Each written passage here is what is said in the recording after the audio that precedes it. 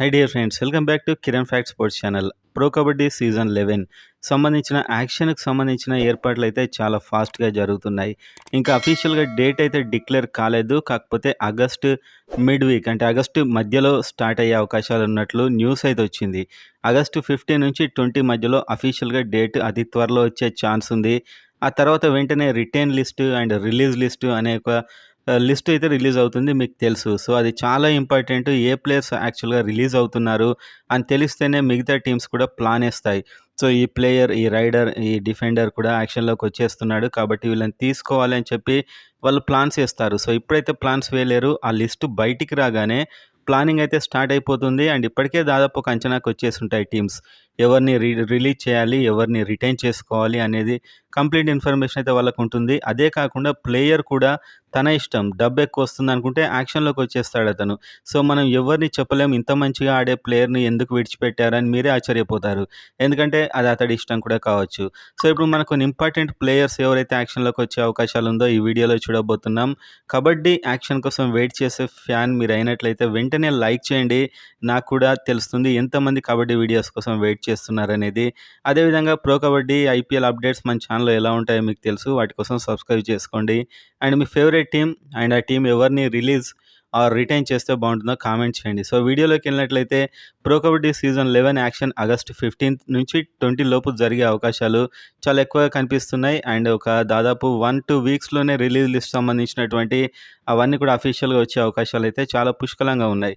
Coaches మారారు, చాలా స్పీడ్గా ఏర్పాట్లు జరుగుతున్నాయి. సో ఇప్పుడు కొందరు మంచి రైడర్స్ ఎవరైతే యాక్షన్లోకి వచ్చే అవకాశాలు ఉన్నాయో అనేది ఈ వీడియోలో మనం చూడబోతున్నాం. So first Bengal warriors team నుంచి ఇందులో ఉన్నటువంటి ఫేమస్ రైడర్ మణీందర్ సింగ్ గతసారి కూడా యాక్షన్లోకి వచ్చాడు. చాలా ఎక్కువ డబ్బు కూడా ఇతనికి వచ్చింది.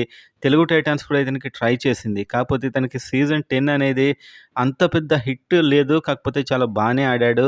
సో మొత్తానికి ఇతడు యాక్షన్లోకి వచ్చే అవకాశాలే ఉన్నాయి. ఎందుకంటే అంత డబ్బు పెట్టి ఇతనైతే ప్రజెంట్గా వాళ్ళు ఉంచుకోరు.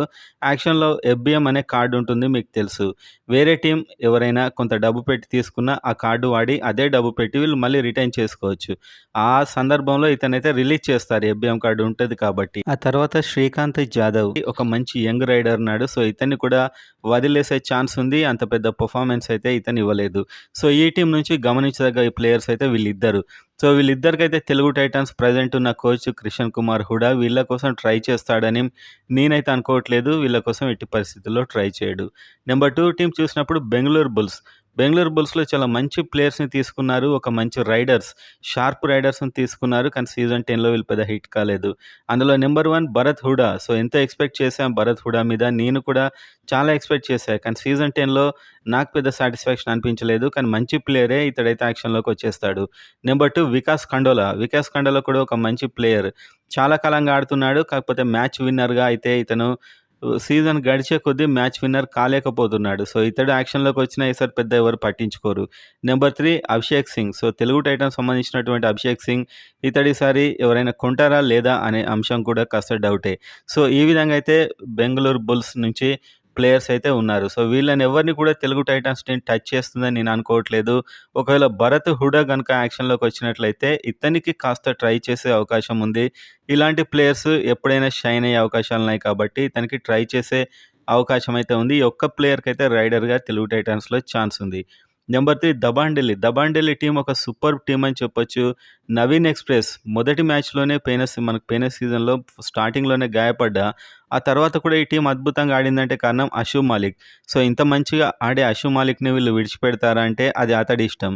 అతడు ఒకవేళ యాక్షన్కి వెళ్తే నాకు 2,50,00,000 60,00,000 పవన్ షరావత్లా వచ్చే అవకాశం ఉంది అని భావించినట్లయితే అతను యాక్షన్లోకి వస్తాడు. సో మొత్తానికి నవీన్ ఎక్స్ప్రెస్ ఎలాగో యాక్షన్లోకి వస్తాడు.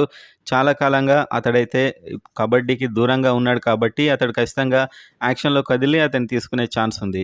అండ్ అషు మాలిక్ కూడా. సో ఇద్దరు కనుక యాక్షన్లోకి ఎవరు వచ్చినా కూడా, ఇద్దరు వచ్చేస్తారని అనట్లేదు, ఎవరు వచ్చినా కూడా ప్రతి టీం వీళ్ళ కోసం పోటీ పడుతుంది. ముఖ్యంగా తెలుగు టైటాన్స్ సంబంధించి కిషన్ కుమార్ హుడా నవీన్ ఎక్స్ప్రెస్ కోసం అయితే ట్రై చేసే అవకాశాలు ఉన్నాయి.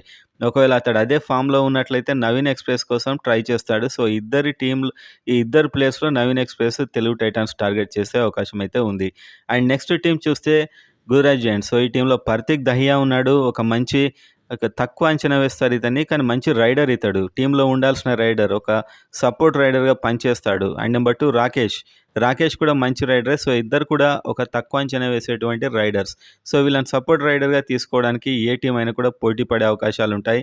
ముఖ్యంగా తెలుగు టైటాన్స్ వీళ్ళ వైపు చూస్తుందని నేనైతే అనుకోవట్లేదు. నెక్స్ట్ హర్యానా స్టిల్లర్స్ టీమ్‌లో ఉన్నటువంటి రైడర్ కే ప్రపంజన్.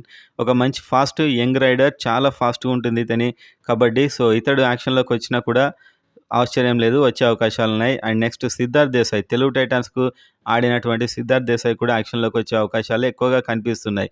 సో, ఈ ఇద్దరు కూడా యాక్షన్‌లోకొచ్చినా ఇటువైపు తెలుగు టైటాన్స్ చూసే అవకాశం అయితే లేదు నాకు తెలిసినంత వరకు. ప్రెజెంట్ ఉన్న కోచ్ యొక్క మైండ్ సెట్‌ని బట్టి. నెక్స్ట్ నెంబర్ 6 జైపూర్ పింక్ పాంథర్స్‌లో రాహుల్ చౌదరి దాదాపు ఇది నా చివరి లీగ్ అని ప్రకటించాడు. రాహుల్ చౌదరిని తెలుగు టైటాన్స్ తీసుకుంటుందా? ఎందుకంటే రాహుల్ చౌదరి తెలుగు టైటాన్స్‌లోనే చాలా ఫేమస్ అయ్యాడు. ఇందులోనే రిటైర్ అయితే ఒక సాటిస్ఫాక్షన్. సో, ఇది చూడాల్సిన అవసరం అయితే ఉంది. దాదాపుగా తీసుకోపోవచ్చని నేను అనుకుంటున్నాను. నెంబర్ 2 అజిత్ వి కుమార్ మంచి ఫెంటాస్టిక్ రైడర్. పెద్దగా నేమ్ లేకున్నా ఇతన్ని తక్కువ అంచనా వేసినా కూడా మంచి రైడర్ ఇతను. అండ్ నెంబర్ 3 అర్జున్ దేశ్వాల్ యాక్షన్‌లోకి వస్తాడని నేను అనుకోవట్లేదు. జైపూర్ పాంథర్స్ ఎట్టి పరిస్థితిలో ఇతన్ని వదులుకోదు. అతను ఎంత డబ్బు అడిగితే అంత ఇచ్చేస్తారు. నెక్స్ట్ చూసుకున్నట్లయితే పట్నా పైరేట్స్.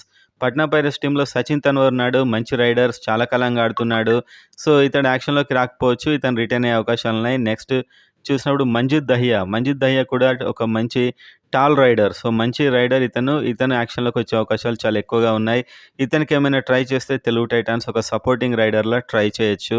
ఆ అవకాశాలైతే ఉన్నాయి. సో, ట్రై చేయొచ్చు అన్న వాళ్ళందరికీ చేయరు. కొందరు ఎఫ్‌బిఎన్ కార్డ్ ద్వారా వెళ్ళిపోతారు. కొందరు ఎక్కువ డబ్బు పెడతారు కాబట్టి మధ్యలోనే ఆపేస్తారు. ఆ రేంజ్‌లోకి ఇతడు వస్తాడు. ట్రై అయితే చేస్తారు. Next number 8 Puneri Paltan. Puneri Paltan team ఒక ఫెంటాస్టిక్ టీమ్ అని చెప్పొచ్చు. వీళ్ళ టీమ్‌లో కప్ గెలిచిన టీమ్ ఇది. చాలా కాలంగా ప్రాక్టీస్ చేశారు.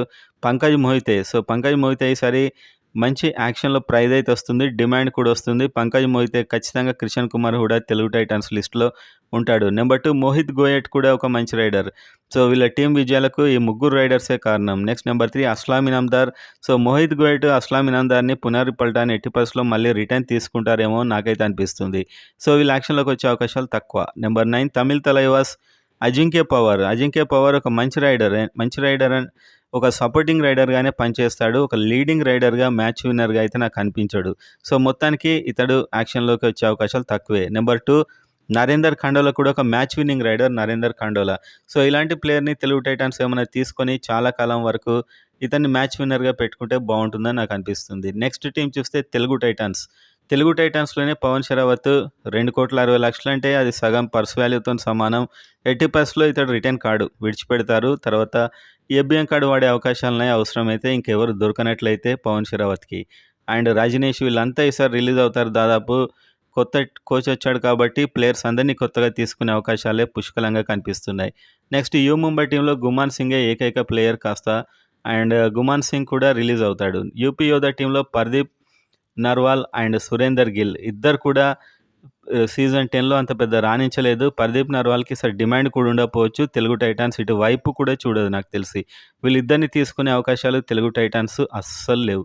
అండ్ తెలుగు టైటాన్స్ మొత్తం మీద టార్గెట్ చేసే ప్లేయర్స్ అయితే భరత్ హుడా, నవీన్ ఎక్స్‌ప్రెస్, పవన్ షెరావత్, పర్తిక్ దహియా, అజిత్ వి కుమార్, సచిన్, నరేందర్ ఖండోలా, రాహుల్ చౌదరి. సో, ఈ లిస్ట్ అన్నిట్లోకెళ్ళి మనం షార్ట్ లిస్ట్ చేసినప్పుడు ఈ ప్లేయర్స్ వైపు చూసే అవకాశాలు ఏమైనా ఉన్నాయా? నాకైతే అనిపిస్తుంది ఫ్రెండ్స్.